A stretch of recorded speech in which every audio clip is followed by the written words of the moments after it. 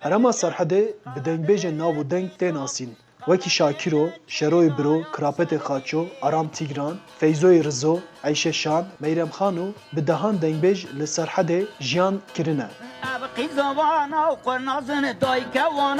Dengbêjî di nava çanda Kurdan da xwedê dîrokek qedîm e û yek ji stûnên wêjeya Kurdî jî dengbêjî ye. Li bajarê Îdirê jî heta niha pir dengbêj derketine û mohra xwe li vê hunera qedîma Kurdan dane. Li vê bajarê kêleka Çiyayê Agiriyê hê jî dengê dengbêjan tê bihîstin. Dengbêjên Îdirê hê jî tên cemhev û çîrokên evînî, lehengî û cengê distirîn û vê hunera dîrokî didin jiyandin.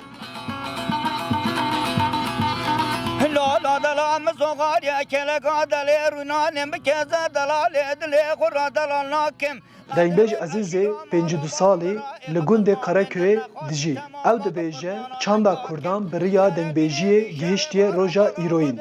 Wê çaxê ne televîzyon hebû, ne radyo hebû, ne jî rojname nava Kurda da nivîskarî hebû.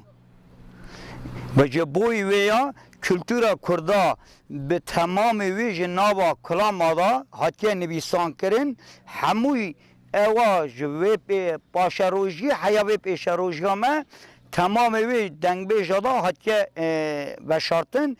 Li Îdirê Kurd, Azerî, Tirk û Terekeme bi hev re dijîn û ev çandên qedîm tesîr li ser hevdû dikin. Sazben Mehmet Çakma jî di vê çerçoveyê de got ku ew di dawetan da stranên Kurdî û Tirkî dibêje. Ez aşıqlama diyeceğim, ez kurmancı diyeceğim, Türkî diyeceğim. Ez carna davetê me gunda da, gundê me da, mesela çevra me İdirê da, ez diçim kulama diyeceğim, davetî ve kulama rûniştî, hevalê me diyeceğim, mesela çîrok ve pêra diyeceğim. Delalem vay delal delalem vay delal vezneminem lolo deveşo. Dengbêj Mehmet Oqê 20 salî diyar kir ku wî dengbêjî ji babê xwe hînbûye û dê wî karî berdewam bike. Bavê me mera da selaleyî da hebû min lê guhdar kir ez dîlemiş bûm hat me vê sefî ez dêjim me bol stran dîlemişkirine ez çî dîlemiş dikim eyne dibêjim ez ê devam bikim ez tiştekî hez dikim ez pey diçim. Kilamên dengbêjan her yek li ser bûyerek hatiye gotin. Ev bûyer carnan lehengiya navdarekî Kurda ye, carnan êş û evînî ye. Dengbêj Ezîz, çîrok û kilama ser evîna Cibrî û Gulîşan xanimê hatiye gotin bi me re par vekir.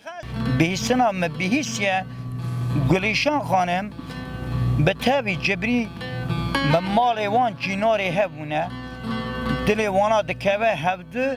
Nehe jî dengbêj Ezîz dê ji bo me strana Cibrî û Gulîşan xanimê bistirîne.